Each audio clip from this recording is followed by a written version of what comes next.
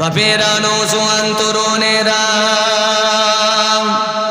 এ নবী পাকের প্রেমিকেরা, ইয়া আমার রাসূলুল্লাহ দিবানারা, দুটো বাচ্চা ছেলে মায়ের কাছে আরজু করে, ও আমার আম্মা জান, আপনি একবার ইজাজত দেন, বদরের প্রান্তরে আমরাও লড়াই করতে যাব।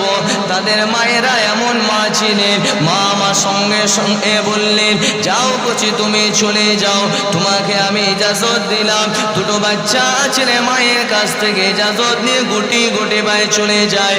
মা আবার একবার ডাকেন, এ আমার মুআজ, মুআজ, একবার তোমরা দাঁড়িয়ে যাও, কেননা বদরের প্রান্তরে যাচ্ছ, তোমরা জিতে কাজী হয়ে আসার দরকার নাই। এ যুবকের আব্বারা তরুণেরা মায়েদের শিক্ষা দেখেন। মা আমার বলতে লাগলেন, বদরে প্রান্তরে শহীদ হবে এই তামান্না নিয়ে তোমরা যাও, তোমরা যদি শহীদ হতে পারো, আল্লাহ পাক কাল কিয়ামতের ময়দানে মাহশরে চারটে কাতার করবে, মিনান নাবিয়িনা ওয়াস সিদ্দিকিনা ওয়াস শুহাদাই ওয়াস সালিহিন, চার কাতারের এক কাতার শুহাদা হুজুরদের কাতারে আল্লাহ পাক আমার হাসর ও নাসরটা করিয়ে দেবে। এ বাপেরা মায়েরা নওজোয়ান তরুণেরা, আবারও তার মা বললেন, কাল কিয়ামতের ময়দানে মাহশরে সবাইয়ের মায়েরা উঠবে, কিন্তু তোমরা যদি বদরের প্রান্তরে শহীদ হতে পারো, আল্লাহ পাক আমাকে শুহাদাদের মা করে তুলবে। মায়ের কি তামান্না, আমি শহীদের মা হয়ে উঠব।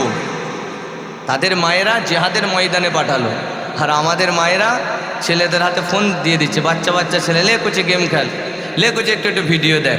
মা ভাত খাওয়াচ্ছে তাকেও ফোন দেখিয়ে। তো খাওয়ালে হারাম না হালাল হবে? সম্পূর্ণ হারাম হয়ে যাবে। কখনো এই যে গেমগুলো বার হয়েছে, এটাও ইহুদিরা বড় চক্রান্ত করে বার করেছে, যে আমরা তো প্যালেস্তাইনকে পেয়েছি মুরগির মতো মারছি, প্যালেস্তাইনের বাইরেও যারা এদের উত্তরসূরি আছে ওদিকেও শেষ করতে হবে। তাহলে কি করতে হবে? গেম বানিয়ে দাও। আর যখন আমাদের বাচ্চারা গেম খেলবে, তাকে আর কোরআন শরীফ পড়া, অন্য কিতাব পড়া তারা ধ্যান ধারণা থাকবে? अरे जब तक हमारे नौजवान के हाथ में टच मोबाइल के सिवा अल्लाह का कुरान था, तस्बीह था, अल्लाह ने इसे नौजवान को बादशाही अता फरमाया था। जोरे बोलें ना सुबहान अल्लाह। আমরা স্পেনে রাজত্ব করেছিলাম, ভারতেও করেছিলাম, কিন্তু আল্লাহ আমাদের থেকে রাজত্ব ছিনিয়ে নিয়েছে। স্পেনে জানেন সরকারিভাবে কোরআন পড়া নিষিদ্ধ করেছে। যে স্পেনে মুসলমান মানে কয়েকশো বছর রাজত্ব করেছিল, এখন সেই স্পেনের খবর নেবেন, ফুটবল ওয়ার্ল্ড কাপে স্পেন দেখবেন, ফুটবল ওয়ার্ল্ড কাপ খেলে, সেই স্পেনে সরকারিভাবে কোরআন নিষিদ্ধ করা আছে। ফুটবল খেলা দেখলে স্পেনকে সাপোর্ট করবেন না, ইহুদের বাচ্চাদিকে কখনো সাপোর্ট করবেন না, মনে থাকবে, একদম সাপোর্ট করতে যান। যেই দেশে আমার নবীর প্রতি কোরআন নাজিল হওয়াকে ওরা নিষিদ্ধ করতে পারে, ওই দেশকে কখনো সাপোর্ট করবেন না। তাহলে এই যে ছিনিয়ে নিল কেন? আমাদের জন্য। আজকে আমাদের বাচ্চাদের হাতে কোরআন পড়া বাদ দিয়ে, কোরআন না ধরিয়ে দিয়ে ফোন দিয়ে দিয়েছে। এটা খুব ডেঞ্জার জিনিস, কখনো এসব দেবেন না। বাচ্চা থেকে ফোন থেকে দূরে রাখবেন, তাকে আল্লাহর কোরআন শেখাবেন, ইমাম সাহেবের কাছে পাঠাবেন, ইমাম সাহেবকে মারতে বলবেন, হুজুর এ বাংলা পড়ায় যদি একটু কমও হয়, একে আরবিটা ভালো করে শিখিয়ে দেবেন। কারণ আপনার বাচ্চা যদি শিখে আসতে পারে, তার আব্বা মায়ের পিছনে দাঁড়িয়ে দাঁড়িয়ে যদি বাচ্চা শুধু জানাজার দোয়াটুকুন পড়ে দিতে পারে, চার ইমামের এক ইমাম ইমামে মালিক রহমাতুল্লাহ আলাইহি বলেছেন, ছেলে যদি তার আব্বা মায়ের পিছনে দাঁড়িয়ে জানাজার দোয়া পড়ে দেয়, ছেলে দোয়া পড়ার উসিলায় আল্লাহ চাইলে তার আব্বা মায়ের জীবনের ছোট ছোট গুনাহগুলোকে ওখানেই মাফ করে দেবেন। জোরে বলেন সুবহানাল্লাহ। তাই মুআজ আর মুআজ মায়ের থেকে শিক্ষা নেন। আমাদের মায়েরা বাইরে কাজে পাঠিয়ে দেয়, আমাদের ছেলেরা মোটা টাকা ইনকাম করে সুন্দর বাড়ি বানাবে, এমন আমাদের মা বাপের বর্তমান সময়ে ইচ্ছাটা জাগে না, জাগে না। ওদের পাড়ায় দোতলা বাড়ি আছে, আমার ছেলেটা কখন দোতলা বাড়ি বানাবে, সুন্দর গোসলখানা বানাবে, সব জায়েজ আছে। আপনি যাকাত আদায় করে হালাল ইনকাম করে সব জায়েজ আছে। যদি আপনি শরীয়তকে জবাই না করে করেন, নামাজ কাজা নেই, ঠিকঠাক যাকাত আদায় করেন, শরীয়ত মেনে চলেন, আপনি 2 লাখ কেন 4 লাখ টাকা দামে গোসলখানায় গোসল করেন, কোনো অসুবিধা নাই। কিন্তু আমাদের মায়েরা ছোটোবেলায় এলেমি শিক্ষা না দিয়ে, নবী আমার জানিয়েছেন তলাবুল ইলমি ফারিজাতুন আলা কুল্লি মুসলিম। প্রত্যেকটা নর এবং নারী মুসলিমা, প্রত্যেকটা নর এবং নারীর জন্য ইলম শিক্ষা করা ওয়াজিব, সুন্নত, মুস্তাহাব নয়, ফরজ। আপনি ইচ্ছা করে ফরজ ইলমটা না শিখিয়ে তাকে আপনি কাজে পাঠিয়ে দিয়েছেন। আমি মেনে নিলাম ওই বাচ্চাটা মোটা টাকা ইনকাম করে সুন্দর গোসলখানা সে তৈরি করবে। বলেন তার আব্বা মায়ের যখন চোখটা বন্ধ হবে, তা সে যখন ইন্তেকাল করবে, ওই সুন্দর গোসলখানায় তার ওই বাচ্চাটা গোসল দেবে না মসজিদের যেটাতে সবাইকে গোসল দেওয়া হয় ওটা এনে গোসল দেওয়া হবে? বলেন। তাহলে এখানে কি বোঝা গেল? যদি এলেমে শিক্ষা না দেন, 2 दिन के उजाला है फिर सब अंधेरी अंधेरी है। যখন চেয়ে আছেন মনে হবে এটা আমার, ওটা আমার, এটা আমার, আমার ছেলে আমার। চোখটা বন্ধ হয়ে গেলে ছেলেও মহাব্বত করে ভালোবেসে তার আব্বা মাকে শেষ গোসলটা ওই গোসলখানায় দেবে না, মসজিদের ওটা এনেই গোসল দেওয়া হবে। কিন্তু আল্লাহ নবী জানিয়ে দিলেন, তুমি যদি তোমার ছেলেকে ইলম শিক্ষা দান করো, মানে হলে ইলম শিক্ষাটা যদি তুমি শিক্ষা দাও, তোমার ছেলেকে হাফেজ আলেম যদি নাও করতে পারো কোনো অসুবিধা নাই, এতটা শিক্ষা দেবেন। আব্বা মা ইন্তেকাল করে গেলে জানা যায় যেন দাঁড়িয়ে দাঁড়িয়ে দোয়াটুকুন পড়ে দিতে পারে। কোনো ছেলে যদি তার আব্বা মা জানা যায় দোয়াটুকুন পড়ে দিতে পারে। 4 ইমামের এক ইমাম ইমামে মালিক রাহমাতুল্লাহ আলাইহি জানিয়েছেন যে তার আব্বা মায়ের পিছনে দাঁড়িয়ে ছেলে দোয়া করার ওসিলায় আল্লাহ পাক চাইলে তার আব্বা মায়ের জীবনে ছোট ছোট গুনাহগুলোকে আল্লাহ পাক মাফ করে দেবেন। এই যুবকেরা, আব্বারা, তরুণেরা নেক সন্তান যদি রেখে যান, হাদিস শরীফে আছে মানুষ ইন্তেকালের পরে সমস্ত আমলের দরজা তার বন্ধ হয়ে যায়, কিন্তু 3টে দরজা তার খোলা থাকে। তার মধ্যে একটা হলো আওলাদুন সালিহুন, নেক সন্তান কেউ যদি রেখে যায়। নেক সন্তান মানে হলো এমন সন্তান রেখে যাবে যেন মরণের পরে কবরের পাশে দাঁড়িয়ে দাঁড়িয়ে সূরা ফাতিহা, ইখলাস, দরুদ শরীফ পড়ে যদি আপনার ছেলেটা আল্লাহ পাকের দরবারে মোনাজাত করে, আল্লাহ নবী জানিয়েছেন तमाम পৃথিবীর আলেমের দোয়া থেকেও ওই ছেলের দোয়াকে আল্লাহ পাক আগে কবুল করে নেবে। আমরা করলে 50-50। এই যে স্টেজে আপনাদেরকে জলসা করছি, আপনি আমাদের মতো আলেমকে নিয়ে আসবেন, 50-50 হতেও পারে নাও পারে। আপনি একটা আলেম এসছে, তাকে অবশ্যই সম্মান করবেন, সম্মান করলে দোয়া পাবেন।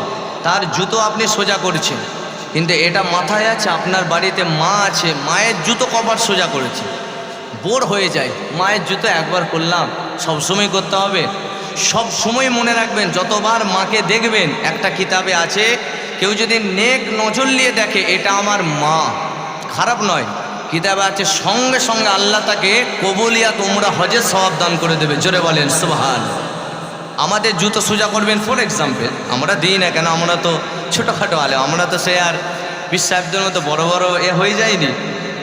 তো আপনি যে কোনো আলেমের জুতো সোজা করলেন, কোনো সওয়াব নাই, কিন্তু করলে দোয়া পাবেন। কথাটা বুঝবেন, করলে দোয়া আছে। কিন্তু মায়ের জুতো কেউ যদি সোজা করে দেয়, মা যদি একবার দেখে নেয়, দেখে নিয়ে বলে আহ কত ছেলেটা আমাকে ভালোবাসে, আমার ছেলেটা সত্যি অন্য 5টা ছেলের মতো নয়। কারণ মা হলো এমন নিয়ামত। আমরা যদি ছোটোবেলায় মায়ের কোলে পায়খানা করেছি, আজও বড় হয়েছি, যদি শরীর খারাপ হয় মা দেখবেন ছেলেকে যে ছোটোবেলার মতোই দেখে। আপনি আজও মায়ের কোলে শুয়ে পড়ে, শুয়ে আপনি হয়তো অনেক শরীর খারাপ, আপনার খুব পায়খানা হচ্ছে, মানে এত আপনি টায়ার্ড হয়ে গেছেন যে আপনি বুঝতে পারছেন না কখন পায়খানা বেরিয়ে যাচ্ছে। আপনার মায়ের কোলে করে দেবেন, দেখবেন মা সেই পায়খানাটাই গন্ধ মনে করবে। ছোটোবেলায় যেমন মা পরিষ্কার করে দেয়, দেখবেন আজও এত বড় হয়ে যাবার পরে মা কপালে চুমাও দেবে আর পায়খানাও পরিষ্কার করে দেবে। মা হলে এমন নিয়ামত। কথা ঠিক বললাম না ভুল? আপনি মায়ের জুতোটা সোজা করে দিয়েছেন, মা যদি দেখে এতটুকুন ভাবে আল্লাহ আমার বাচ্চাটা, হাত যদি নাও তুলে, আমার বাচ্চাটা আমাকে এত ভালোবাসে, আল্লাহ আমার বাচ্চাটা আপনি নসিবকে বড় করে দেন। মা দোয়া করলে, হযরত আবু হুরায়রা থেকে হাদিস রিওয়ায়াত আছে, নবী বলেছেন মায়ের দোয়াতে আল্লাহ তার নসিবকে চমকে দেয়। জোরে বলেন সুবহানাল্লাহ। যত বড় বড় ওয়ার্ল্ড বিখ্যাত ওলি আছেন, পিরানে পীর দস্তগীর মাহবুবে সুবহানি গৌসে সমদানি বরফিস আব্দুল কাদের জিলানী আল বাগদাদি রহমাতুল্লাহ আলাইহি মায়ের দোয়াতে আল্লাহর ওলি। হিন্দের ওলি, হিন্দের বাদশাহ গরিবে নওয়াজ মায়ের দোয়াতে আল্লাহর ওলি। ফুরফুরার পীর মুজাদ্দিদুজ জামান আমিরুশ শরিয়ত কুতুবুল আলম মায়ের দোয়াতে আল্লাহ পাক মুজাদ্দিদ বানিয়েছেন, 5 হুজুর বানিয়েছেন। এমন যত হাক্কানি ওলি আছে এনাদের পিছনে মায়ের দোয়া আছে। তাহলে আমরা এখান থেকে শিক্ষা নেব, যত বড়ই নামাজি হই না কেন, যত বড়ই আমার দাড়ি থাকুক না কেন, যতই রোজা রাখি না কেন, মাকে যদি অসম্মান করি সব আল্লাহ নামাজ রোজা মুখে ছুঁড়ে মেরে দেবে। আর মাকে যদি ইজ্জত করি মায়ের খেদমতের ওসিলায় আল্লাহ ওয়েস করণের কাতারে দাঁড় করিয়ে আল্লাহ অবশ্যই একদিন না একদিন জান্নাতি করে দেবেন। জোরে বলেন সুবহানাল্লাহ। আসছে আলোচনায়, সকলে একটু মহব্বতে দুরূদ শরীফ পড়েন। এবার আমি একটু পানি টানি খেতে পারি তো নাকি, না টানা বলে যেতে হবে? এমনি তো গরম আছে, একটু পানি পান করি। আপনারা সকলে মহব্বতে দুরূদ শরীফ পড়েন। ওয়াজ শুনতে অসুবিধা হচ্ছে না তো? দেখি একবার তাকবীর দেন তো। নারে তাকবীর, নারে তাকবীর, নারে তাকবীর।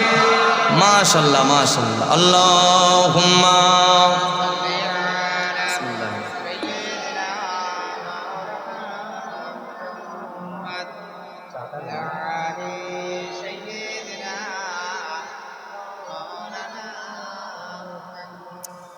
আল্লাহুম্মা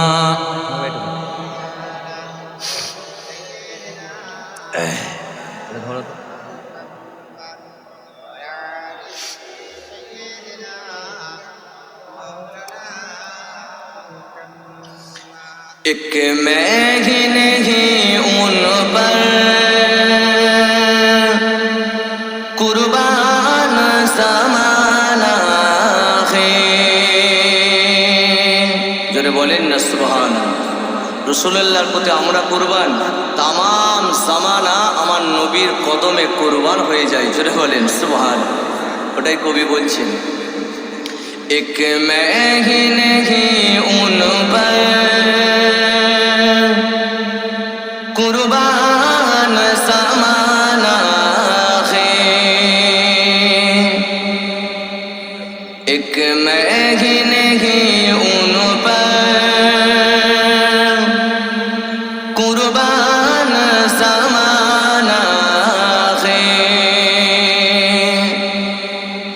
एक मैं ही नहीं उन पर कुर्बान समाना है।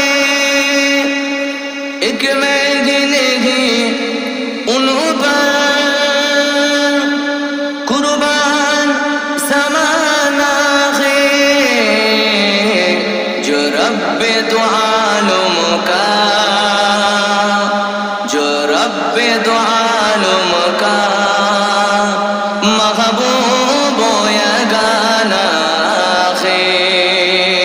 एक मैं ही नहीं उन पर कुर्बान समाना है। कल पुलिस जिसने हमें खुद पार लगाना है। कल पुलिस जिसने हमें खुद पार लगाना है। ज़हरा का वो बाबा है, हसनैन का नाना है। ज़हरा का वो बाबा है, हसनैन का नाना है। एक मैं ही नहीं उन पर कुर्बान समाना है। औदारे ज़हरा पर फैलाए हुए दामन, औदारे ज़हरा पर फैलाए हुए दामन। है नस्ल करीमों की, है नस्ल करीमों की लजपाल घराना है। एक मैं ही नहीं उन पर कुर्बान समाना है।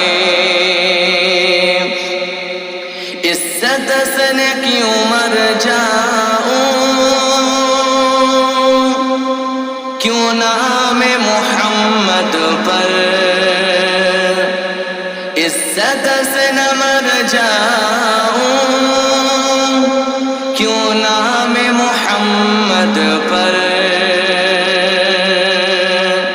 यूं भी तो किस दिन खमों ने यूं भी तो किस दिन खमों ने दुनिया से तो जाना है एक मैं ही नहीं उन पर कुर्बान ज़माना है कलिमा ला इलाहा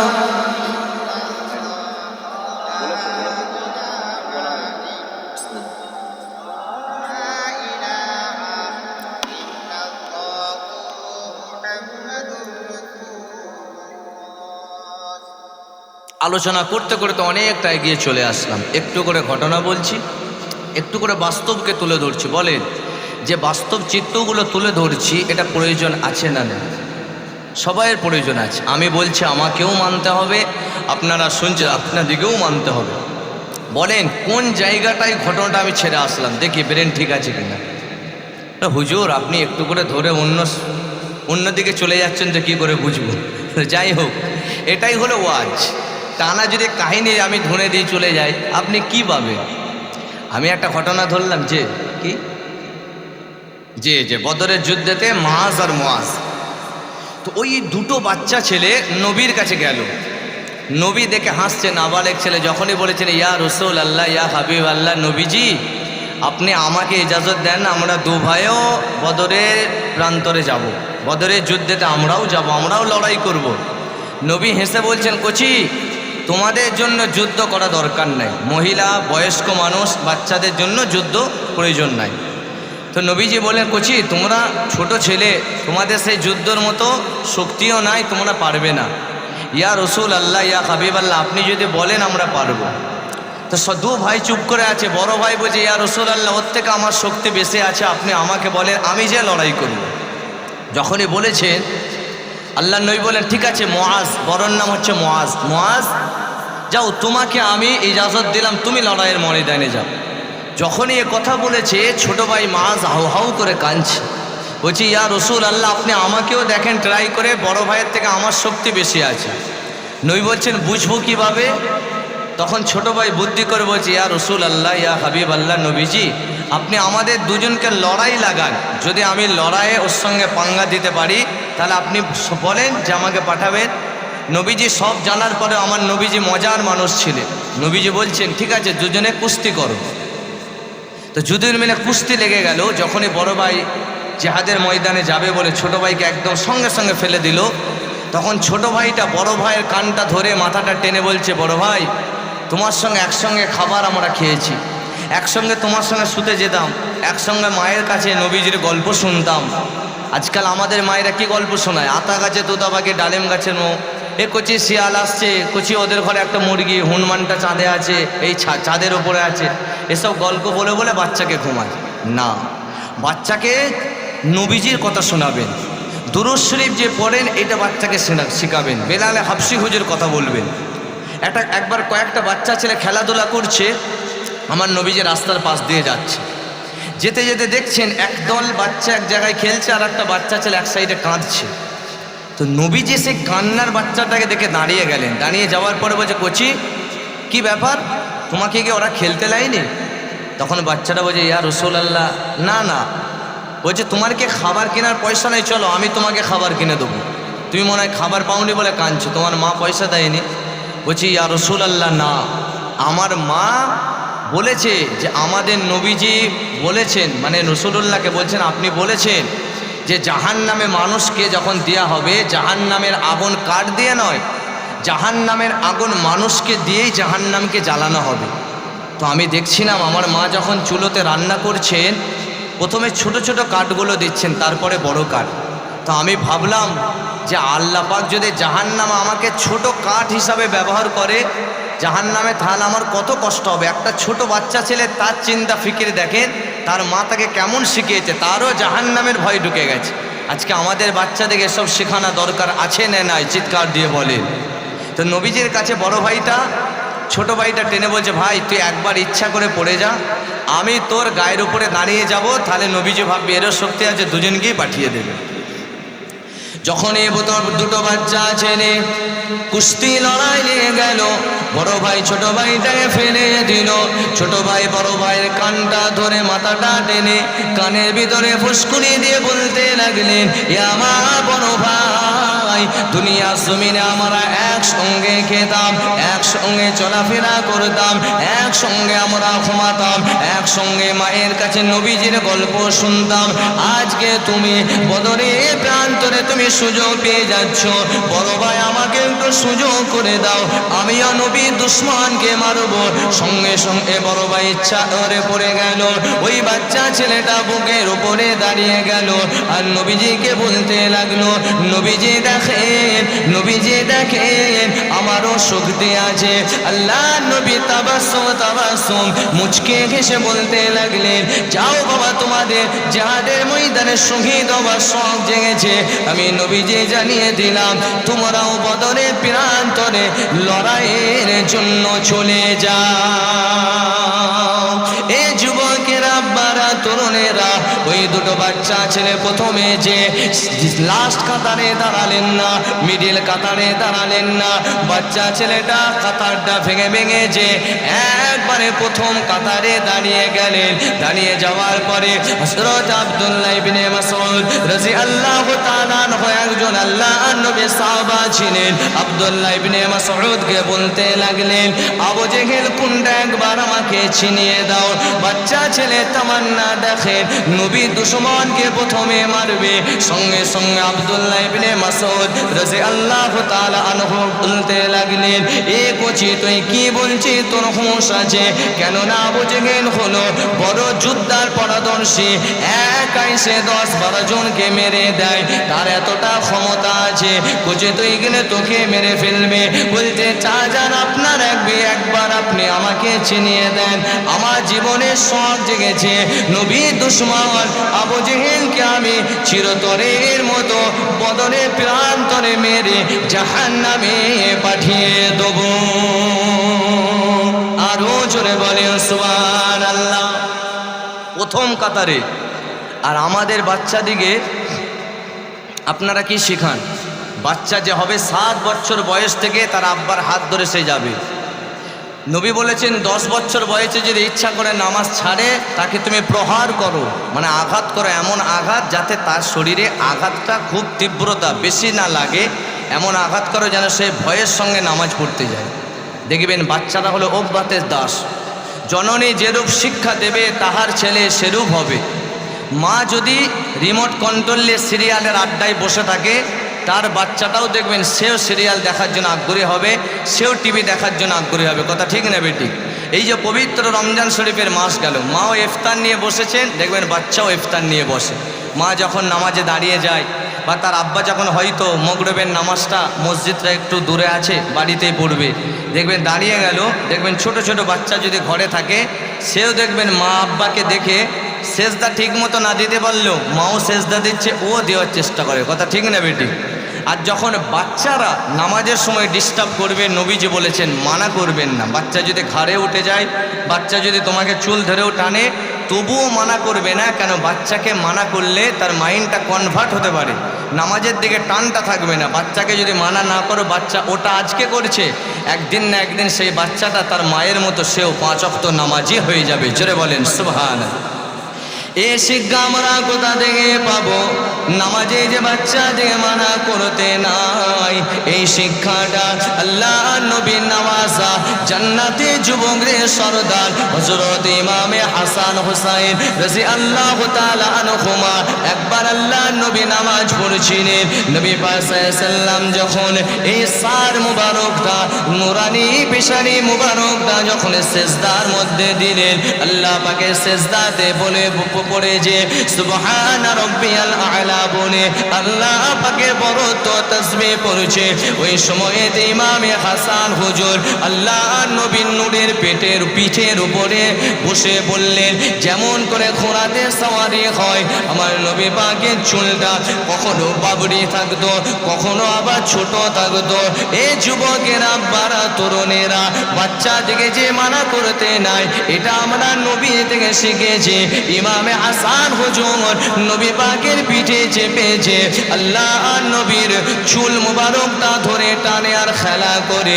আর ইমামে হোসেন হুজুর আল্লাহ নবীর পেটের তলা থেকে যায় আর আসে।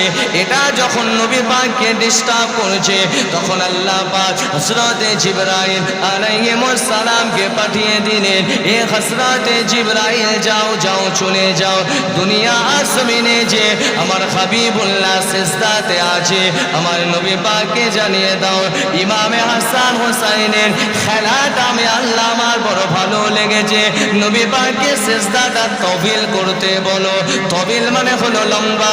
হে জিবরাইল নবী পাককে সিজদাটা লম্বা করতে বলো, কেননা নবীর পিঠে ইমামে হাসান হোসেনের খেলাটা আমি আল্লাহ পাক আমারও ভালো লেগে গেছে।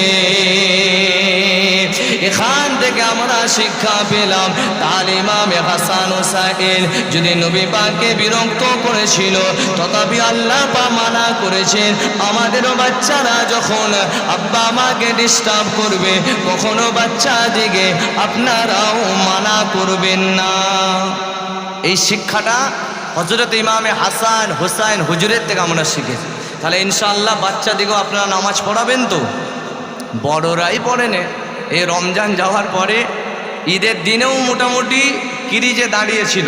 ক্রিজে মানে বলেন তো, ক্রিকেট খেলা হলে কি বলে, যেটাতে বল ফেলে ওটাকে ক্রিজ বলা হয়। রমজান মাসটা মোটামুটি ক্রিজে ছিল। আর কেন থাকবে না, তো পাটা পিচ দেখবেন। আমি একটু খেলা দিয়ে উদাহরণ দিচ্ছি, কারণ এখন আইপিএল চলছে তো, জোয়ান ভাইরা সব আইপিএল দেখছে। যেগুলো পাটা পিচ হয় দেখবেন ব্যাটিংরা বেদরক মারে, যারা ওয়ার্ল্ড বিখ্যাত ভালো ভালো বোলার। কলকাতার টিমে একজন বোলারকে কেনা হয়েছে 25 কোটি টাকা দিয়ে, মিচেল স্টার্ক বলে নাম, ওয়ার্ল্ড চ্যাম্পিয়ন অস্ট্রেলিয়া। তাকে এত পিটান পিটছে, মানে তার মানে ইজ্জতই খারাপ হয়ে যাচ্ছে, ওয়ার্ল্ড বিখ্যাত বোলার। তো এটা কেন, যে পিচটা হচ্ছে ব্যাটিং পিচ, পাটা পিচ, ওখানে বোলারদের কোনো কৃতিত্ব নেই, বল ঘোরাতে চাইলেও মুভমেন্ট হবে না। তো রমজান মাসে আমরা ক্রিজে দাঁড়ানোটা সহজ, কেন শয়তানকে পুরো বাঁধা থাকে। কি মামা কি বলছেন? আমার মামা বসে আছেন আমার পাশে, আলেম মানুষ, মামা খুব সুন্দর ওয়াজ নসিহত করে। তো যাই হোক, রমজান মাসেও শয়তানকে বাঁধা থাকে, মানে একদম ব্যাটিং পিচ। তখন আপনি মসজিদে গেলে বাধা দেওয়ার কেউ নাই। এবার এখন ওই পিচটা কি হয়ে গেছে, বোলিং পিচ হয়ে গেছে। মানে এখন মসজিদে যেতে গেলেই ইবলিস শয়তান পুরো দল বল নিয়ে রমজানের পরে একদম রেডি। রোজাদার 1 মাস নামাজ পড়ছে, মসজিদে যাচ্ছে, যা যা যা মাইন্ডটাকে ঘোরা, ব্যাস। আপনাকে এবার মাথায় অন্য চিন্তা ঢুকে, বাজারে যাবেন, তখন মনে হবে হ্যাঁ রমজানে তো 1 মাস রোজা রাখলাম, ঠিক আছে যাবো এখন, পড়বো এখন, আচ্ছা কাজা পড়ে নেব, কাল থেকে পড়বো। এমন করতে করতে সওয়ালটা যাবে, লাস্টে দেখা যাবে সেই মসজিদে ওই প্রথমে যেমন নামাজে ছিল, প্রথমে 1 কাতার, হাফ কাতার, ফজরে 2 জন 4 জন, সেম কেস সারা মাস। আবার রমজান পড়লে আবার দেখবেন সিজন কিছু নামাজে আছে, কথা ঠিক নেবে ঠিক। 1 মাস যে আল্লাহ আমাদেরকে শয়তানকে বেঁধে দিয়ে কেন 1 মাস রোজা করালে, রোজা থেকে শিক্ষা নিতে হবে যে 1 মাস কেউ যদি একটা কোর্স করে, মানে ডাক্তার দেখালে একটা ডাক্তার কোর্স দেন যে এই ওষুধটা 15 দিন খাবে, তো আল্লাহ 1 মাস আমাদেরকে নিয়মিত মসজিদে যাওয়ার মতো সুযোগ কেন করে দিয়েছে, যে বান্দা যদি 1 মাস মসজিদে যায়, অভ্যাস করে নেয়, তো 11 মাস বান্দা চাইলেই পড়তে পারবে, কথা ঠিক না বেটি? সাহাবা হুজুরদের রক্তের বিনিময়ে আমরা ইসলাম পেয়েছি। আল্লাহর নবীর এক সাহাবা ছিলেন যার নাম হলো হযরতে হানজালা রাদিয়াল্লাহু তাআলা আনহু। জিনার গোসলটা স্বয়ং আসমানের ফারিস্তারা জান্নাতে পানি দিয়ে জিনাকে গোসল দিয়েছিলেন। একবার চলে বলেন সুবহানাল্লাহ। আহ, জান্নাতি পানি। হযরত হানজালা হুজুরের ইসলামের প্রতি তার কতটা মেহনত ছিল, কেমন শহীদ হয়েছিলেন। হুজুরের বিবাহ হয়েছে, কিতাবে আছে আরবের সুন্দরী রমণীর মধ্য থেকে একটা সুন্দরী রমণীকে উনি বিয়ে করেছিলেন। তো সেই সুন্দরী রমণীর সাথে বাসর রাত করেছে। আর শুধু একবার একটা সাহাবা, আর যুদ্ধটা ছিল উহুদের যুদ্ধ, একটা সাহাবা শুধু একবার বলেছে ইনফিরু ফি সাবিলিল্লাহ, কেউ আছো আল্লাহর রাস্তায়, উহুদের ময়দানে জিহাদ শুরু হবে, কেউ আছো আল্লাহর বান্দা যে উহুদের জিহাদের ময়দানে যাবে? একবার বলেছে। সঙ্গে সঙ্গে বাসর রাত্রিতে তিনি স্ত্রীর কাছ থেকে উঠে তিনার পরনের পোশাক পরে নেস মানে তলোয়ার নিয়ে সঙ্গে সঙ্গে তিনি রেডি হয়ে গেছেন। জোরে বলেন সুবহানাল্লাহ। একবার। আর মসজিদে কতবার ডাকে? 2 বার না 4 বার? 5 বার ডাকে। মাইকে না মুখে ডাকা হয়? মাইকে ডাকা হয়। এবার আপনি বলেন, এই যে মাইকিং করে যে ডাকা হচ্ছে, আসো হাইয়া আলাস সালাহ নামাজের দিকে, 100-র মধ্যে 80% মুসলমান ওই আজানের আওয়াজটা শুনে মসজিদে যতটা নামাজে হওয়ার ছিল ততটা হয়নি। কথা ঠিক না বেটা? আর ওয়াজ শুরু করেছিলাম, যখন মুসলমান আল্লাহর নাফরমানি করবে আল্লাহ তখন জালেম বাদশা দেবে। এই যে আমরা মসজিদ থেকে মুখকে ফিরিয়ে নিয়েছি, আল্লাহ পাঠিয়ে দিয়েছেন দাদাকে, যাও দাদা তোমাকে আমি সিটে বসিয়ে দিলাম, মুসলমানকে ভালো করে ধুলাই দাও আর টাইট করো। আরে আল্লাহ চাইলে বড় বড় লিডারকে মারতে আল্লাহর কোনো সৈন্যবৈন্য প্রয়োজন পড়ে না। মুসলমান যদি জুম্মার মতো ফজরের নামাজে যে একবার বলে দেয় আল্লাহ জালেম বাদশা থেকে আমাদেরকে হেফাজত করুন, মুসলমানের এই দুয়ার এত ম্যাগনেট, নবীর উম্মতের এত পাওয়ার আছে, আপনি জুম্মার মতো ফজরের নামাজে মসজিদ ভিড় করে চাইবেন আল্লাহ সেই দিনে জালেম বাদশা থেকে আমাদেরকে হেফাজত করে দেবে। জোরে বলেন সুবহানাল্লাহ। ইতিহাস পড়েছি, নমরুদের অনেক টাকা ছিল, তো নমরুদ টাকার অহংকারী হয়ে গিয়েছিল। একজন বলেছিল যে নমরুদ তোমার তো এত পয়সা, তো তুমি গরিব দিকে মানুষ দিকে দান করো না, আল্লাহ তো তোমাকে দিয়েছে। নমরুদ এই কথাটা শুনে বলছে আল্লাহ দেয়নি, এটা আমার মেহনতের টাকা। এতটুকুন শুধু টাকার অহংকারী করেছিল, আরও অনেক অহংকারে তাকাব্বারি করেছিল। নমরুদকে আল্লাহ মেরেছিল একটা অসুস্থ মশা দিয়ে। আল্লাহ কাউকে বরফে মারলে না, আল্লাহর কোনো অস্ত্র নয়, মানে একটা মশা এমনিই তো তাকে 1 চড় মারলে মরে যাবে। আবার সেই মশাটা নমরুদের নাকে যে ঢুকেছিল অসুস্থ ছিল, মানে একটা পা খোঁড়া ছিল আর একটা পা ভালো ছিল।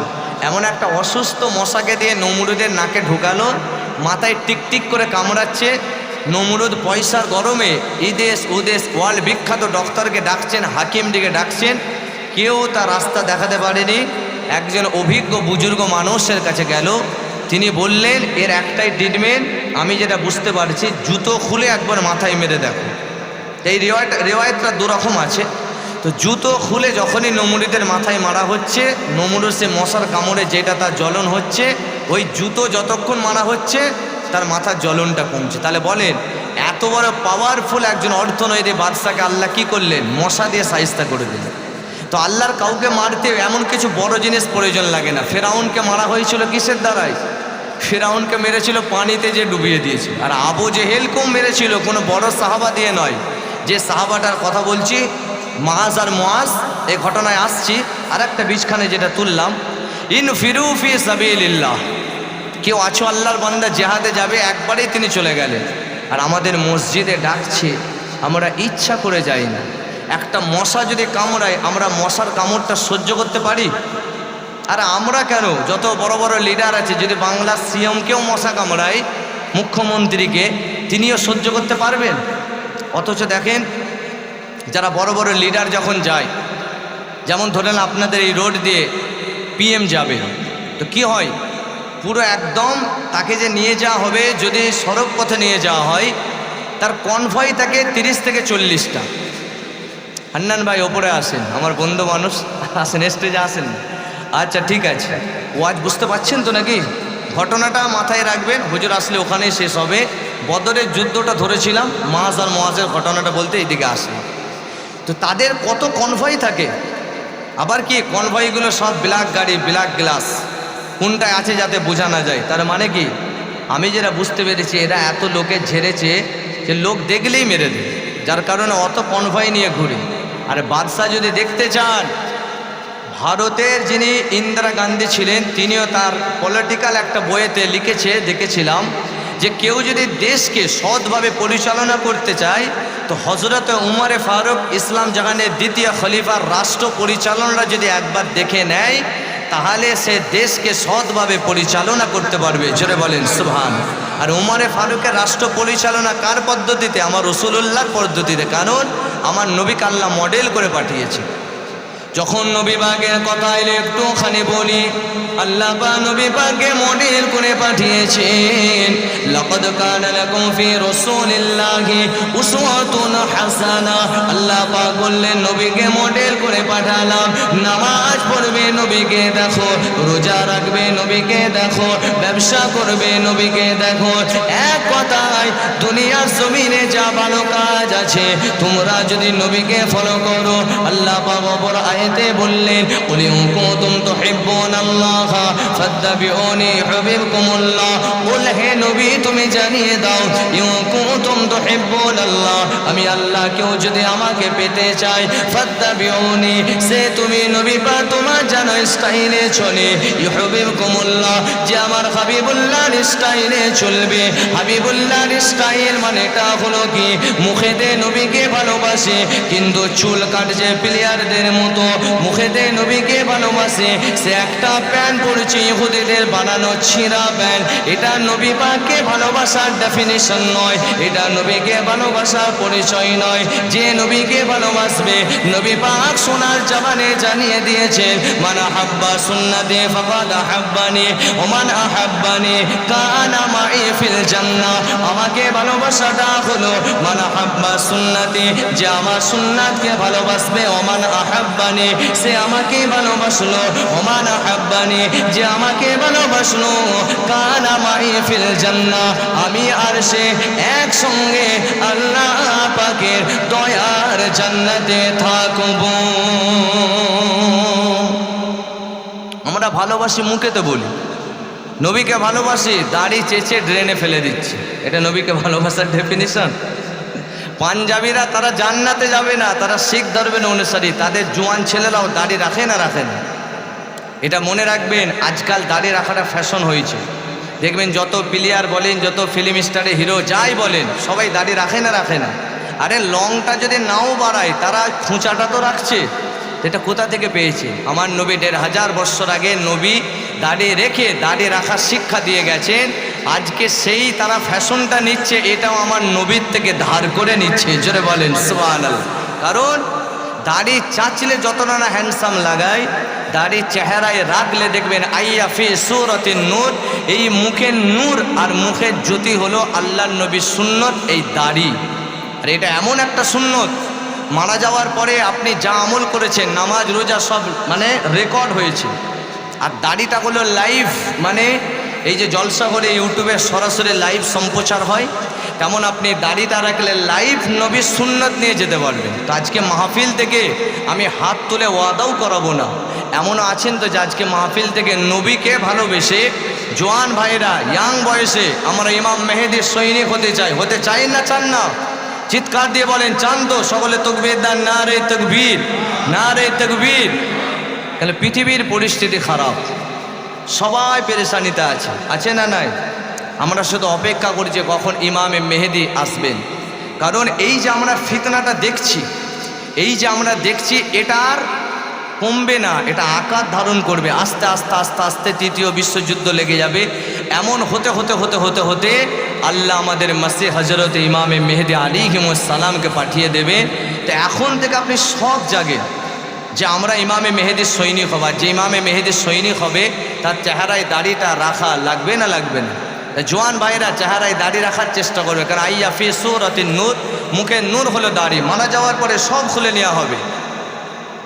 যেমন আমি আমার দিক দিয়ে বলি, আজকে ওয়াজ করলাম, কালকে যদি আল্লাহ পাক আমাকে তুলে নেয়, আপনারা হয়তো খবর পেয়ে যাবেন রাউতারার মৌলানা জাবের ভাই জানেন ইন্তেকাল করে গেছে।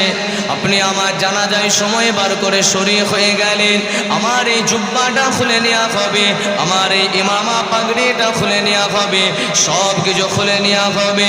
কিন্তু একটা জিনিস নবীর সুন্নত, এই দাড়িটা গোসলের সময় কেউ ভুলতে পারবে না। তারপরে যখন আপনার জানাজাটা শুরু হবে সবাই মিলে দেখতে লাগবে, দেখো দেখো জাভেদ ভাই ওয়াজ করেছিল, আজকে জাভেদ ভাই দুনিয়ার জমিন থেকে বিদায় নিচ্ছে। আমাদের পাড়ায় কালকে জলসা করলো, সবুজ কালারের জুব্বা পরে এসেছিল, জুম্বাটা তার চেহারায় নাই, পাগড়িটা তার মাথাতে নাই, সব খুলে নেওয়া হয়েছে, তিনটার কাপড় পরিয়ে দেওয়া হয়েছে, জাভেদ ভাইকে আলুর বস্তার মতো বেঁধে দেওয়া হয়েছে। কিন্তু যে গতকালকে ওয়াজ করেছিল আল্লাহ নবীকে প্রেম করলে প্রেমের ডেফিনেশন পরিচয় হলো চেহারায় দাড়িটা রাখা, দেখো দেখো সব খুলে নেওয়া হয়েছে, চেহারায় নবী সুন্নত দাড়িটা আছে। আপনারাও যদি দাড়ি রাখেন আপনাদের দাড়িটা মরণের সময় কেউ নিতে পারবে না। কবরে দেওয়ার পরে তিনটে প্রশ্ন হবে, মান রব্বুকা ওয়া মা দীনুকা ওয়া মান নাবিয়ুকা। নবী পাকে তাসবিহ দেখানো হবে, এনাকে চেনো কি চেনো না। চেহারায় যদি দাড়িটা রাখেন আল্লাহ পাক আরবিতে আপনাকে কুদরতি ভাবে উত্তর দেয়া তৌফিক দান করে দেবেন। হাযা নবিয়ুনা মুহাম্মাদুর রাসূলুল্লাহ, ইনি হলেন আমাদের নবী মুহাম্মাদুর রাসূলুল্লাহ। কেননা ইনাকে তো ভালোবেসে আমাদের লালুকাতে কালেম বান্দা ওয়াজ করেছিল, তার ওয়াজ শুনে নবীর স্টাইলে দাড়ি রেখেছিলাম। এই দাড়িটা কবরে নবীকে চিনিয়ে দেবেন, আর যে কবরে নবীকে চিনে ফেলবেন আল্লাহ পাক তার কবরটাকে জান্নাতের টুকরা বানিয়ে দেবে। আরো জোরে বলে সুবহানাল্লাহ, নারে তাকবীর, লব্বাইক ইয়া রাসূলুল্লাহ, বলে লব্বাইক ইয়া রাসূলুল্লাহ, লব্বাইক ইয়া রাসূলুল্লাহ, নারে তাকবীর। এবার এক কান দিয়ে শোনা আর এক কান দিয়ে বার করে দেবেন না তো, যে ভাইজান তুমি তো বললে ঠিক আছে নজরানাতে এনেছিলাম, কিন্তু ভাই দাড়ি যদি রেখে পেলে বিয়ে হতে চাইবে না। তুমি হুজুর মানুষ এনেছি, যাও মুরগি মাসাল্লাহ সব খাইয়ে তোমার বলতে পাঠিয়েছে, সিংহাসনে বসে বলেছো, সেসব ঠিক আছে তোমাদের কাজ বলার, কিন্তু ভাইজান দাড়িটা রেখে দিলে বিয়েতে হওয়া মুশকিল হয়ে যাবে। আর মা বোনরাও এমন হয়ে গেছে, আগেকারের মা বোনরা কত পর্দা নসিনা ছিল, আর এখন আমাদের সিস্টেম কেন কেলাবে না, মানে একটা গোদা, এতক্ষণ ওয়াজে একটা আমি মানে একটা গোদা বাংলার একটা খারাপ শব্দ ব্যবহার করলাম, খারাপ নেবেন না। তো যাই হোক, কেলাবে না কথাটা কেন বললাম, একটু রাগেতে উজাড় করলাম। আমি বলতে পারতাম মারবে না কেন, জালেম বাদশাকে দিয়ে কেন সাইজ করবে না। এই যে আমাদের জালেম বাদশা দেওয়া হয়েছে, তাকে কে বসিয়েছে? আল্লাহ। আমাদের বিয়ে বাড়ি, এটা বিয়ে বাড়ি হলে বিয়েটা সুন্নত না সুন্নত নয়? সুন্নত। আচ্ছা আপনি বলেন, মাথায় টুপি দিয়ে আপনি কি বিড়ি টানবেন, সিগারেট খাবেন? কেন খাবেন না? আমরা জলসা করে অনেক সময় যাই, দেখেছি অনেক ছেলে লাস্টে কি করে, জলসা শেষ হয়ে গেল, এবার একটা বিড়ি ধরিয়ে মাথার টুপিটা খুলে বিরিয়ানি নিতে নিতে মোটামুটি যায়। বয়স্করাও দেখেছি কাশছে অথচ বিড়ি ছাড়ছে না, অনেকে আছে কেসে মরে যাচ্ছে বিড়ি ছাড়ছে না। অনেকের পাশে যখন নামাজ পড়তে দাঁড়ায়, রুকুতে যে সুবহান রব্বিয়াল আযীম পড়ছে, বিড়ির একদম দুর্গন্ধ বার হয়। যাই হোক, যদি বিড়ি খাওয়ার অভ্যাস থেকে ছেড়ে দেওয়ার চেষ্টা করবেন, আর যদি একেবারে না ছাড়তে পারেন, নামাজের আগে বিড়ি খেয়ে একটু লবঙ্গ টবঙ্গ বা ইলাচ খেয়ে তারপরে যাবেন। কারণ বলছে যার মুখেতে এরকম পেঁয়াজ খেয়ে যায়, বিড়ি টাইপের তামাক জাতীয় জিনিস খেয়ে যায়, পাশের জনের অসুবিধা হতে পারে। কথা ঠিক না বেঠিক? জোরে বলে। তো যে কথা বলছিলাম, মা বোনরাও হয়ে গেছে। আজকে আমাদের বিয়ে বাড়িতে নবীর সুন্নত, সেখানে দেখবেন ভিডিও ক্যামেরা না হলে 100-র মধ্যে 80% মুসলিম সমাজের বিয়ে বাড়িতে ভিডিও ক্যামেরা হয় না, হয় না। অথচ বিয়েটা কি? আর নিকাহ মিন সুন্নতি, আর নিকাহ নিসফুল ঈমান, মানে অর্ধেক ঈমান। নবীজি বলছেন বিয়ে করলে সেই সুন্নতি জায়গায় ভিডিও ক্যামেরা করছে। এটা কাদের প্রথা? এটা কাদের প্রথা বলে? এটা হচ্ছে ইহুদি খ্রিস্টানদের প্রথা। কেন? অনেক মা বোন আছেন যারা আজও পর্দা করেন, এমন আল্লাহ নেক মাহবুব বান্দে আছে না নাই? আজও পর্দা করে, আছে। আজও অনেক মুরব্বী চাচান আছেন যারা ভিডিও ক্যামেরা দেখলে রাগ হয়ে যায়, তারা খেতে চায় না, আছে না নাই? এবার আপনার মনে আসতে পারে, হুজুর তাহলে আপনি মোবাইল চালিয়ে ওয়াজ করছেন। ইসলাম প্রচারের জন্য আপনি ব্যবহার করতে পারেন। কারণ ইহুদিরা এমন কিছু আলেমকে কিনে তারা অপপ্রচার করছে। দেখবেন অনেক আলেম এসে কি করে, ওয়াজ নসিহত করতে করতে বলে নবী হায়াতুন নবী নয়। তার মানে কি? ইহুদি টাকা খেয়ে ওয়াজ করছে। আর এই সমস্ত আলেমের ব্যাপারে নবী আমার 1500 বছর আগে ভবিষ্যৎবাণী করেছিলেন।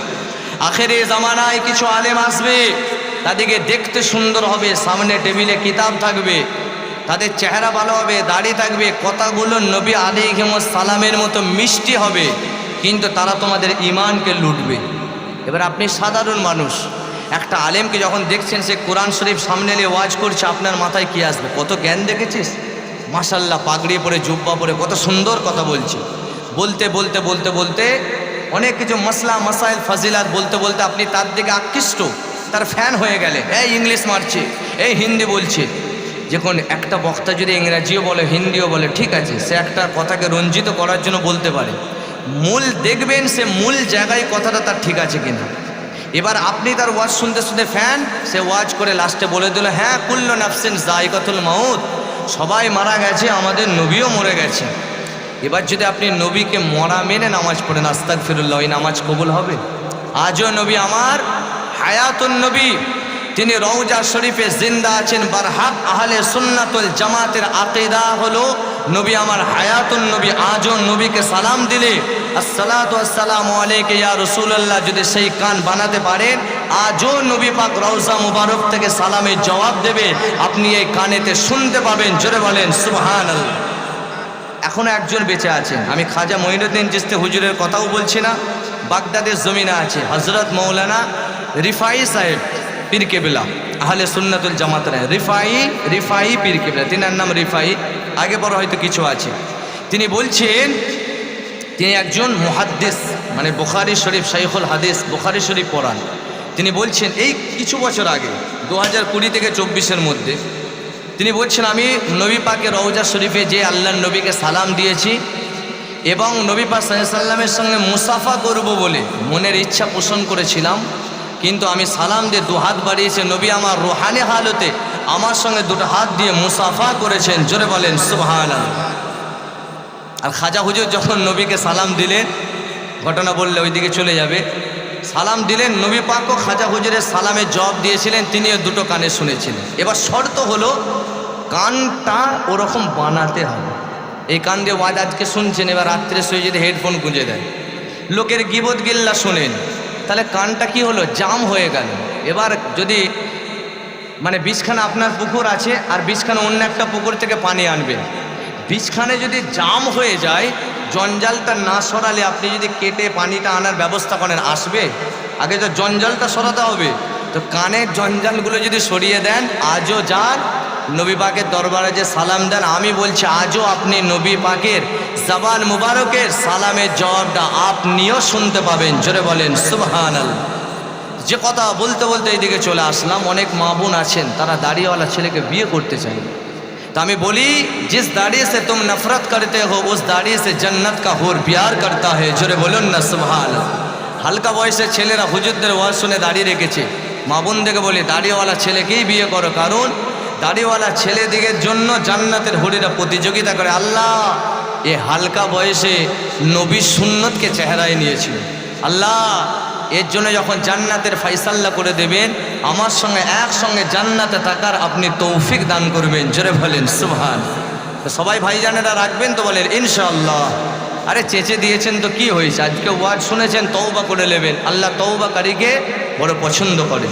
তো হযরতে হানজালা হুজুর ওই কথাটা শুনে তলোয়ার নিয়ে বেরিয়ে পড়লেন। তাদের স্ত্রী কেমন দেখেন, যখন যাচ্ছে তার স্ত্রী ডাকছে শোনেন, উনি তাকালেন না, আবার বলছে শোনেন। তখন হযরতে হানজালা হুজুর বলছে, আমি যদি তোমার দিকে তাকাই, তোমার সুন্দরীর মোহই পড়ে বা স্ত্রী হওয়ার দরুন তোমার মায়া মমতায় পড়ে যদি আমি জিহাদের ময়দানে না যাই, তাহলে আমি নবীর কাছে কি মুখ দেখাবো। তার স্ত্রীদেরও ঈমান দেখেন। স্ত্রী বলছেন আসতে হবে না, আমি একটা মেসেজ দিতে চাইছি, কথা বলতে চাইছি। এই কথাটা হলো এই, তুমি যে যাচ্ছ ফিরে আসার তামান্না নেবে না, তুমি জিহাদের ময়দানে শহীদ হবে। আল্লাহ যেন কাল কিয়ামতে হাসরের ময়দানে আমাকে শুহাদা শহীদের স্ত্রী হিসাবে তোলে। জোরে বলেন সুবহানাল্লাহ। হুজুর আমার জিহাদের ময়দানে চলে গেলেন। লড়াই করতে করতে করতে করতে একটা সময়েতে হযরতে হানজালা হুজুরকে শহীদ করে দেয়া হলো। যখন সমস্ত সাহাবা হুজুররা লড়াই করে ইসলামে জয় হয়ে গেল, যত সাহাবা জিহাদের ময়দানে শহীদ হয়েছিলেন, আল্লাহ নবী সবাইকে জড়ো করলেন। করার পরে এবার দেখছেন হানজালা হুজুরের লাশ নাই। আল্লাহ নবী জানাজার ইমামতি করবেন, সবাই মিলে খুঁজছেন খুঁজছেন খুঁজছেন। দেখা গেল তার স্ত্রী ছুটে ছুটে ছুটে ছুটে আসে। আসার পরে নবীজিকে বলেন, ইয়া রাসূলুল্লাহ, ইয়া হাবিবাল্লাহ, হুজুর আমার স্বামীর গোসল ফরজ আছে। এ যুবকেরা, বারা তরুণেরা, আল্লাহ নবী তখন জানতে পেরেও বললেন, ঠিক আছে গোসল ফরজ আছে। কেননা তার স্ত্রী বললেন, আজকে আমাদের বাসর রাত ছিল, আর যখনই জিহাদের ডাক দেয়া হলো, বাসর রাত থাকার পরেও তিনি লড়াইয়ের জন্য জিহাদের ময়দানে চলে এসেছে। আল্লাহ নবী ওই সময়তে উত্তর দিয়েছিলেন, ইন্নী আরা মা লা তারা, এ আমার সাহাবীরা, আমি নবী পাক যেটা দেখতে পাই তোমরা সেটা দেখতে পাও না। আমি নবী পাক দেখতে পেয়ে গেছি, আল্লাহ পাক আসমানেতে হযরতে হানজালা হুজুরের লাশটা জান্নাতি পানি দিয়ে ফেরেশতারা গোসল দিচ্ছে। তারপরে কিছুক্ষণ বাদ দেখা গেল হুজুরের লাশ মুবারকটা যখন আনা হলো, হুজুরের চুলটা একটু বড় ছিল, যখনই রাখা হলো চুল দিয়ে আল্লাহ পাকের জান্নাতের পানিগুলো টপ টপ টপ টপ করে জমিনে পড়ছে। আরো জোরে বলে সুবহানাল্লাহ। চিন্তা করে নবীকে তারা কত ভালোবেসে, যে দুনিয়াতে এমন মাকাম অর্জন করে যে জান্নাতে পানি তাদের মাথা দিয়ে টুপকে ফারিস্তারা গোসল দিচ্ছে। তারা একবারটাকে জিহাদের ময়দানে গর্দান দিয়ে দিল। আর আমরা হুজুররা বলে বলে বলে বলে নামাজ পড়ো আসতেই চাই না। তবে যদি না পড়েন, এটা মাথায় রাখবেন, কবরে একটা বেনামাজির জন্য রড গরম করা হচ্ছে। আমরা কতদিন হায়াত পাই? 50, 60, 70, 80, 90, একটা দুটো 100 সেঞ্চুরি মেরে দেয়, আলাদা কথা। এমনি গড় যদি ধরেন শেষ নবীর উম্মত 50, 60, 70, 80-র মধ্যে, তাই তো নাকি? আর একটা বেনামাজের রড গরম করতে দেওয়া হচ্ছে, সেটা 3000 বৎসর ধরে জাহান্নামে শুধু গরম হচ্ছে। মানে বেনামাজিকে কবরে দেওয়ার পরে তাকে ভালো করে সেঁকা হবে। যেমন এখন ভোট আসছে, খেলা হবে, একটা স্লোগান তৈরি হবে। তো দুনিয়াতে যেমন এরা খেলা হবে বলছে, খেলার অনেক রকম আছে। যে ভালো প্লেয়ার আছে 6 মেরে দেবে। আমার হান্নান ভাই বসে আছে, আমরা কত মাদ্রাসায় প্লাস্টিকে 6 মেরেছি, বুঝলেন তো? আমরা 6 মেরে কত খেলা খেলেছি। তো দুনিয়াতে যেমন খেলা খেলে মানুষকে হাসিয়েছি, তেমন কবরে যাওয়ার পরও একটা খেলা আছে। যদি আপনি বেনামাজি হন, এমন দুটো ফারিস্তা দেবে যারা খুব একটা কানে তো ভালো শুনতে পায় না। প্রথমে এক পিস যখন দেবে, ওই 3000 বৎসর জাহান্নামের গরম ওই রডটা এক পিস দেওয়ার পরে একদম পুরো আপনাকে ঝনঝনিয়ে দেবে। সঙ্গে সঙ্গে আপনি বলে আহ চিৎকার করবেন। তখন আর একটা ফারিস্তা বলবে, কি হলো, মনে হয় হচ্ছে না, আবার দাও। আবার ভালো করে গিয়ার দেবে, আবার মারবে। তখন বলে আবার চিৎকার, কি হলো? ওবে বিয়ের পণ নিয়ে আছে, ওই জন্য মানে আমরা যে দুনিয়াতে বিয়ের পণ নিয়েছিলাম, তখন ফারিস্তারা বলবে যে বিয়ে করেছে, পণ নিয়ে বিয়ে করেছে, আবার মার। এইভাবে আপনাকে কবরে সেঁকতে থাকবে। ওখানেও খেলা হবে না, হবে না। তবে হ্যাঁ, ওই খেলা থেকেও জিতার রাস্তা আছে, যদি দুনিয়ার জমিনে বিক্ষিপ্তভাবে কিছু কিছু আমলের কথা বললাম, যদি করতে পারেন ইনশাআল্লাহ আল্লাহ দুনিয়াতেও আপনাকে এই খেলায় পাশ করাবে, কবরের খেলাতেও আল্লাহ পাশ করিয়ে কবরটাকে জান্নাতের টুকরা করিয়ে দেবেন। জোরে বলেন সুবহানাল্লাহ। কবরের খেলাতে পাশ করতে গেলে কি হবে? প্রত্যেক দিন আল্লাহর নবীর শানে 100 বার করে দরুদের ওজিফা করবেন। কতদিন বললাম? প্রত্যেক দিন, যতদিন বাঁচবেন। আল্লাহ যেন করার তৌফিক দান করেন। সকলে মহাব্বতে দরুদ শরীফ পড়েন। আল্লাহুম্মা চাপে ভালো করে, চাপে ভালো করে।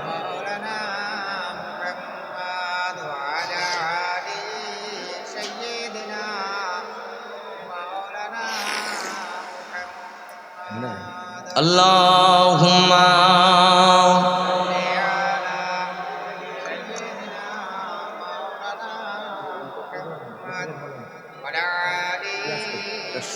হয়ে গেছে। बातिल ने जब जब बदले हैं तेहबर, आया है तब तब मेरी सुबह पर। সকলে পড়ে নারায়ে তাকবীর আল্লাহু আকবার, নারায়ে তাকবীর আল্লাহু আকবার, নারায়ে তাকবীর আল্লাহু আকবার, नाराए तकबीर अल्लाहु अकबर।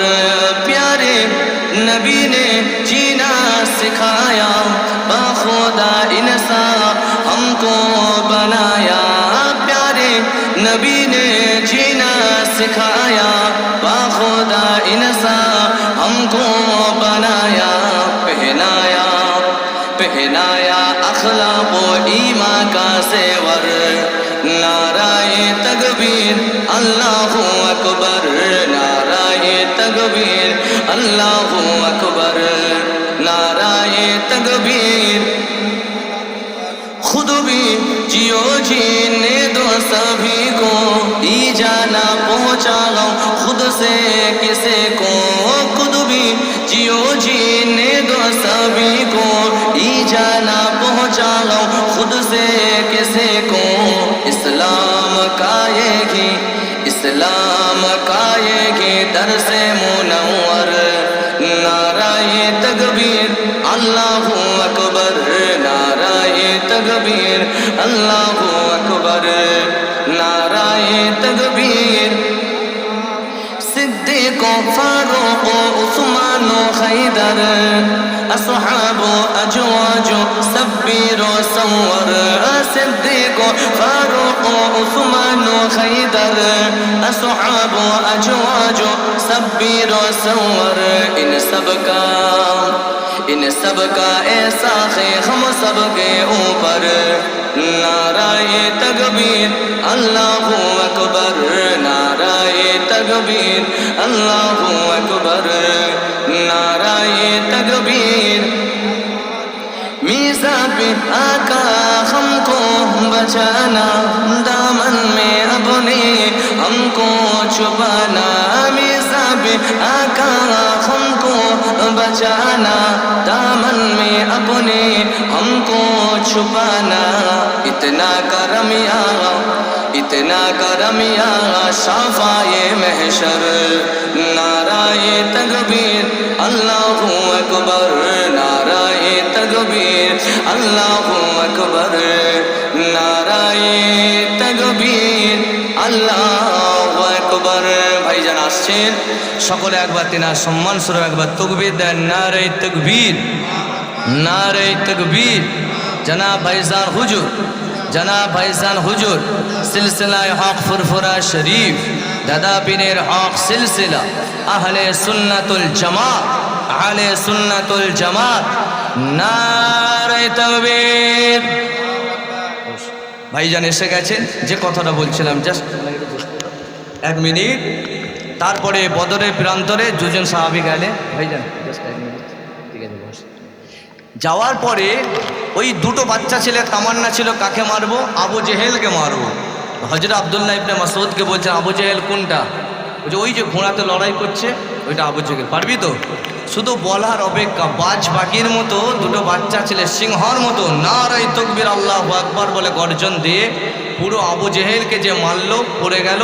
বুকের কাছে তলোয়ার নিয়ে বলছে মনে আছে তুই আমার নবীকে অনেক কষ্ট দিয়েছিস, আজ তোর শেষ দিন।